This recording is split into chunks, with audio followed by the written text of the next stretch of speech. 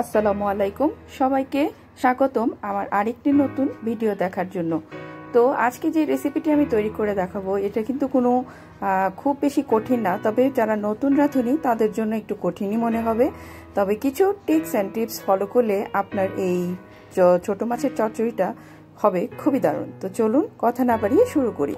তো প্রথমেই আমি এই কাচকি মাছের চচ্চড়িটি করার জন্য এখানে আমি 250 গ্রামের মতো কাচকি মাছ নিয়ে নিয়েছি এবং সমপরিমাণ পেঁয়াজ নিয়েছি, আর এখানে নিয়েছি আলু কুচি। আপনাদের এখানে স্বাদ অনুপাতে বাড়িয়ে কমিয়ে নিতে পারেন এবং কিছু কাঁচামরিচ আমি ফালি করে নিয়েছি, একটা টমেটোকে আমি স্লাইস করে নিয়েছি। এখন চলে যাচ্ছি রান্নার পর্বে। প্রথমেই আমি একটি কড়াইয়ের ভিতরে এখানে হাফ কাপের মতো আমি তেল দিয়ে দিলাম। এই রান্নাটা তেল একটু বেশি দিলেই ভালো লাগে। ফোড়নের জন্য আমি কিছুটা জিরা দিয়ে দিচ্ছি। এখন এটা একটু ভাজা হয়ে গেলে আমি সেই পেঁয়াজ কুচিগুলো এটার মধ্যে দিয়ে ভালো করে একটু ভেজে নিব। তবে এটাকে লাল করে ভেজে নিতে হবে না, আপনারা হালকা একটু ভেজে নিলেই চলবে। এখন আমি এটাকে ভালো করে একটু ভেজে নিচ্ছি। নেওয়ার পরে এখন যখন দেখবেন যে এটা একটু হালকা বাদামি রং ধারণ করে ফেলেছে, তখন এখানে আমি হাফ টিস্পুন করে আদা এবং রসুন বাটাটা অ্যাড করে দিব। এরপরে দিয়ে দিব স্বাদ অনুপাতে লবণ। এটাকে দিয়েও আমি ভালো করে একটু নেড়ে চেড়ে নিব। এই যে দেখুন আমি কিভাবে নেড়ে চেড়ে নিচ্ছি, বাস আপনারা দেখলেই বুঝতে পারবেন। আর এটা যাতে পুড়ে না যায় সেই কারণে আমি একটু অল্প সামান্য পানি দিয়ে নিলাম এবং 1 টেবিল স্পুন এখন আমি এটার সাথে মরিচের গুঁড়ো, হাফ টি স্পুন আমি দিয়ে দিলাম হলুদের গুঁড়ো এবং হাফ টি স্পুন জিরার গুঁড়ো। এটার মধ্যে সাধারণত বেশি মশলার প্রয়োজন হয় না, তবে আপনারা চাইলে যে কোনো ধরনের মাছের কারি পাউডারটা দিতে পারেন। এখন আমি এটার সাথে আলুটা দিয়ে দিচ্ছি এবং এটাকে আমি ভালো করে কষিয়ে নেব। এই ঝোলের ভিতরেই মশলাগুলো ভালো মতো কষে আসলে আলুগুলো দিয়েও আমি একটু ভালো মতো নেড়ে চেড়ে নেব কয়েক মিনিট। নেওয়ার পরে এটা যখন একটু ড্রাই হয়ে আসবে তখন আমরা এটার সাথে সামান্য পরিমাণ পানি আমরা অ্যাড করতে পারবো। তবে তার আগে আমি একটু টমেটো কুচিটা অ্যাড করে নিচ্ছি। এটাকে দিয়েও আমি ভালো করে নেড়ে চেড়ে নিচ্ছি। এই যে দেখুন একটু ভুনা ভুনা কষা কষা হলে তাহলে আর মশলার কোনো কাঁচা গন্ধটা থাকবে না। তাই আমি ভালো মতো একটা মিডিয়াম জালে এটাকে আমি একটু ভেজে নিচ্ছি।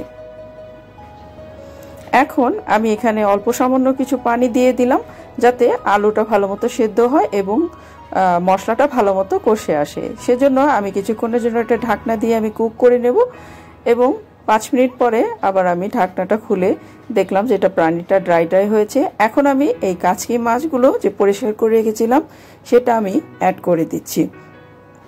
এখন এই সবগুলো উপকরণ আমি ভালো করে এটার সাথে মিশিয়ে নিব।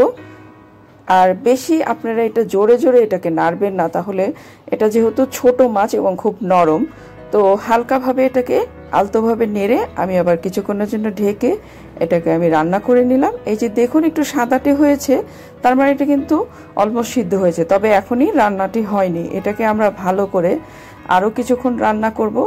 তো সে কারণে আমি এখানে একটু পানি অ্যাড করে দিচ্ছি, তবে খুব বেশি পানির প্রয়োজন নেই।